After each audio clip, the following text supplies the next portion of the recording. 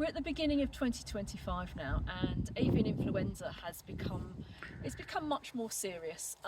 We had a few outbreaks just before Christmas, and there were a few lockdowns.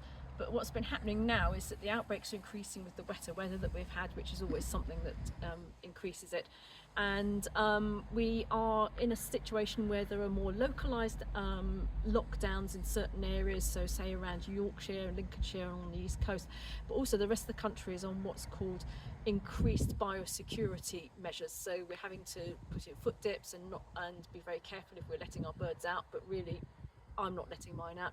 I had this conversation with somebody the other day and they said, well, we're not in a lockdown zone, but we don't feel confident about letting our birds out. And I said, mine have been locked down since November as a precaution, because I'm a firm believer that the virus and the migrating birds, the waterfowl that carry it, they're not respecters of geographical boundaries and county boundaries, which is what is driving the lockdowns at the moment, and it means that it can be anywhere. So we've got geese that fly over our house. There was some this morning just flapping over and honking. So mine are under lockdown. It keeps them safe. I'm not going to take any risks at all with them.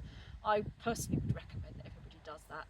We'll see what happens. I think we might be heading into a countrywide lockdown. So we're filming this just at the beginning of February, and I think we're going into a countrywide lockdown. I'm sorry, folks.